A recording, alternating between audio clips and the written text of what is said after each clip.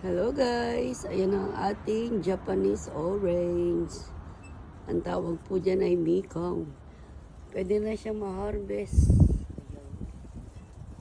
Kulay yellow na siya eh. Ay, yellow. Orange na yung kanyang kulay. Ang dami yan guys. Oh. At gagawa tayo ng homemade. Para siyang wine orange ang gagawin natin. Wow! Ang dami guys, oh. Super, wow. Tumumba yung ating ano. Medyo malakas ang hangin. Ayun, pwede na ma-harvest yan guys, oh. Oh, ito lalo na to, oh. Ayan, oh. Ito, harvest na. Yung iba, hindi pa. Yung iba, okay na. Parang kalahati, harvest, kalahati, hindi. Wow, excited na ako. Gagawa tayo ng alak. Ito guys, hindi pa gaano, may mga green pa eh. Ito mga 2 araw. Ito harvest na oh. Harvest na. Ito harvest na rin to.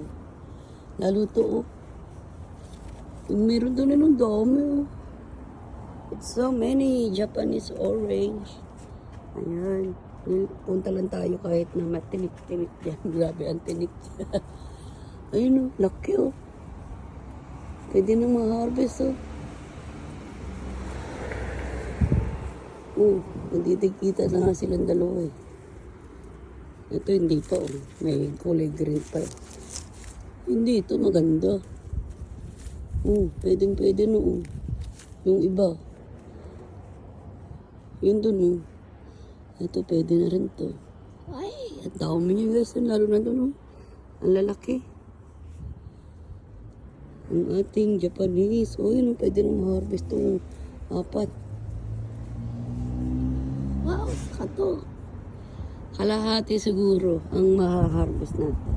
Kalahati hindi. Pare ko, tinutusok ako ng halaman. Ang aking mga yun. Pwede na. Oh. Wow. Lalo to oh. Ito malalaki dito oh. Jumbo. Jackpot tayo ngayong taon ah. Jumbo size, oh, grabe yung palad ko. Ang mga gagawin natin, maliliit lang sa orange na para siyang wine. Ito dito hindi pa. Ito medyo okay na. Ikaw, hindi pa. Pero malapit na. Lapit na.